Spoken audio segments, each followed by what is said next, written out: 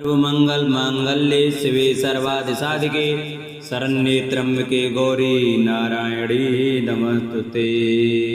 बोलो सच्चे दरबार की जय। नमस्कार दोस्तों, स्वागत है आप सभी का मेरे YouTube चैनल आर के भक्ति में। भक्तों, आज की वीडियो में हम आपको श्री दुर्गा सप्तशती पाठ के 12वें और 13वें अध्याय की कथा सुनाएंगे, जिसमें कि देवी के चरित्रों के पाठ का महत्तम और राजा सुरत और वैश्य को देवी का वरदान की कथा सुनाई जाएगी। तो सभी भक्तजन हमारी कथा को, दुर्गा सप्तशती पाठ को सभी ध्यान पूर्वक सुने, क्योंकि माता के नवरात्रि के दिनों में जो दुर्गा सप्तशती पाठ को सुनते हैं उनकी माँ शेरावाली सभी मनोकामनाएं पूरी करती हैं। तो आइए भक्तों, हम अपनी कथा को प्रारंभ करते हैं।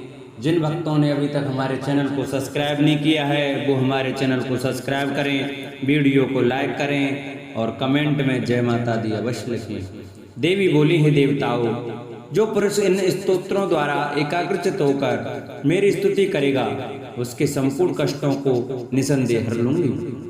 मधुकैटभ के नाश, महिषासुर के वध और शुंभ तथा निशुंभ के वध की जो मनुष्य कथा कहेंगे और मेरे महात्म को अष्टमी, चतुर्दशी व नवमी के दिन एकाग्रचित से भक्ति पूर्वक सुनेंगे, उनको कभी कोई पाप न रहेगा। पाप से उत्पन्न हुई विपत्ति भी उनको न सताएगी। उनके घर में दरिद्रता न होगी और न उनको प्रियजनों का बिछोह ही होगा।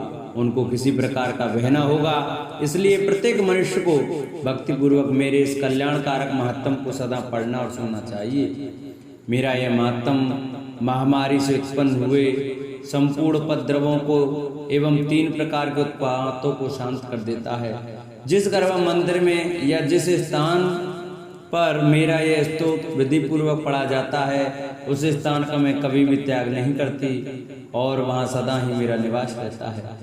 बलिदान, पूजा, होम तथा महोत्सवों में मेरा यह चरित्र उच्चारण करना तथा सुनना चाहिए। ऐसा हवन या पूजन मनुष्य जानकर या बिना जाने करे, मैं उसे तुरंत ग्रहण कर लेती हूँ। और शरत काल में प्रत्येक वर्ष जो महापूजा की जाती है उसमें मनुष्य भक्ति पूर्वक मेरा यह महात्म सुनकर सब विपत्तियों से छूट जाता है और धन धान्य तथा पुत्रादि से संपन्न हो जाता है। और मेरे इस महात्मा व कथाओं इत्यादियों को सुनकर मनुष्य निर्भय हो जाता है और महात्म के श्रवण करने वालों के शत्रु नष्ट हो जाते हैं तथा कल्याण की प्राप्ति होती है और उनका कुल आनंदित हो जाता है। सब कष्ट शांत हो जाते हैं तथा भयंकर स्वप्न दिखाई देना तथा घरेलू दुख इत्यादि सब मिट जाते हैं। बाल गृहों में ग्रसित बालकों के लिए यह मेरा महात्मा परम शांति देने वाला है। मनुष्यों में फूट पड़ने पर यह भली भांति मित्रता करने वाला है। मेरा यह महात्मा मनुष्यों को मेरी जैसी सामर्थ्य की प्राप्ति कराने वाला है। पशु, पुष्प, अर्घ, धूप, गंध, दीपक इत्यादि सामग्रियों द्वारा पूजन करने से, ब्राह्मण को भोजन करा के, हवन करके, प्रतिदिन अभिषेक करके, नाना प्रकार के भोगों को अर्पण करके और प्रत्येक वर्ष दान इत्यादि करके जो मेरी आराधना की जाती है और उससे मैं जैसी प्रसन्न हो जाती हूँ वैसी प्रसन्न मैं इस चरित्र के सुनने से हो जाती हूँ। यह महात्मा श्रवण करने पर पापों को हर लेता है तथा आरोग्य प्रदान करता है। मेरे प्रादुर्भाव का कीर्तन दुष्ट प्राणियों से रक्षा करने वाला है। युद्ध में दुष्ट दैत्यों का सार करने वाला है। इसके सुनने से मनुष्य को शत्रुओं का भय नहीं रहता। हे देवताओं, तुमने जो मेरी स्तुति की अथवा ब्रह्मा जी ने जो मेरी स्तुति की है वह मनुष्यों को कल्याणमयी बुद्धि प्रदान करने वाली है। वन में, सूने मार्ग में अथवा दावानल से घिरे जाने पर, वन में चोरों से घिरा हुआ या शत्रुओं द्वारा पकड़ा हुआ, जंगल में सिंहों से, व्याघ्रों से या जंगली हाथियों द्वारा पीछा किया हुआ, राजा के क्रुद्ध हो जाने पर मारे जाने के भय से, समुद्र में नाग के डगमगाने पर, भयंकर युद्ध में फंसा होने पर, किसी भी प्रकार की पीड़ा से पीड़ित, घोर बाधाओं से दुखी हुआ मनुष्य मेरे चरित्र को स्मरण करने से संकट से मुक्त हो जाता है।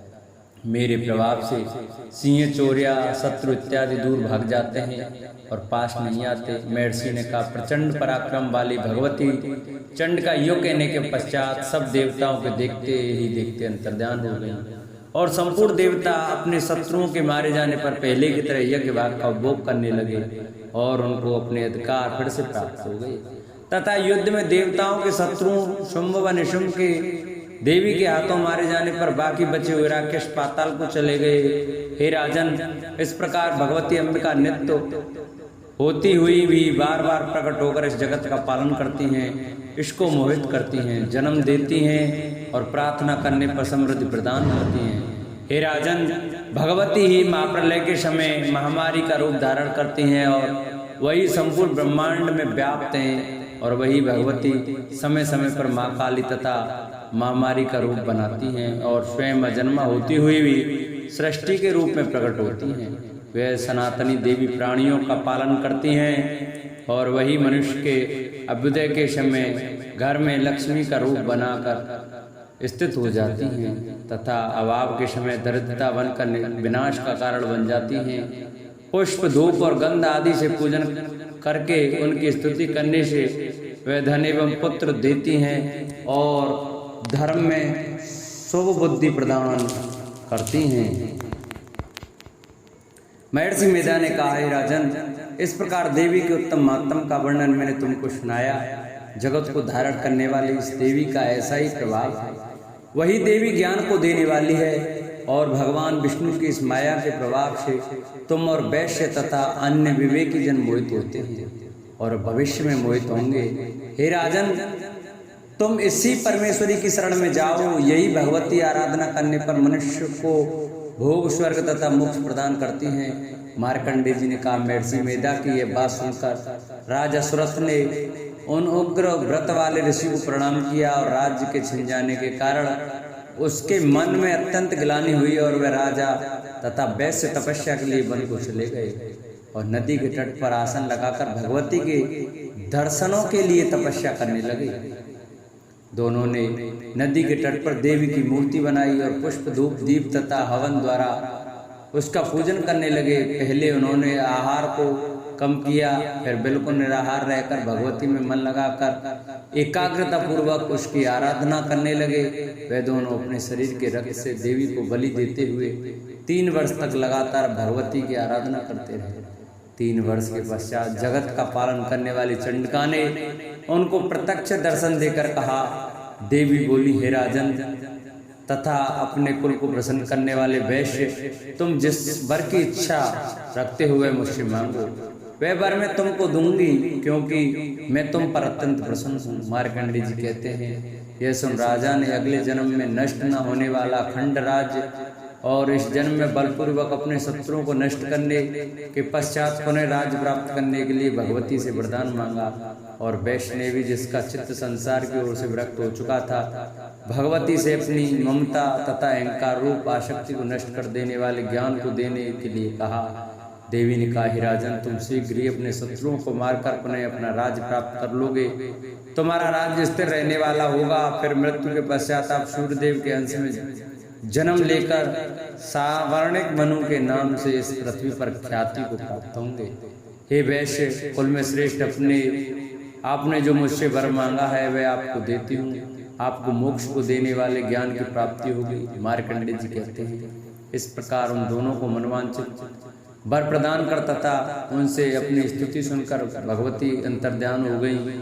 और इस प्रकार क्षत्रियों में श्रेष्ठ व राजा सुरथ भगवान सूर्यदेव से जन्म लेकर इस पृथ्वी पर सावर्णिक मनु के नाम से विख्यात हुए। बोलो सच्चे दरबार की जय, बोलो शेरा वाली माते की जय। जिन भक्तों को, माता बहनों को हमारी ये वीडियो अच्छी लगी हो, हमारी कथा अच्छी लगी हो, वो हमारी वीडियो को आगे शेयर करें, जिससे और भी भक्त हमारी ये कथा सुन सकें। जिन्होंने अभी तक हमारे चैनल को सब्सक्राइब नहीं किया, वो हमारे चैनल को सब्सक्राइब कर घंटा बेल आइकन जरूर दबाएं, जिससे हम जो भी वीडियो डालें उसका नोटिफिकेशन आप तक जरूर पहुंचे।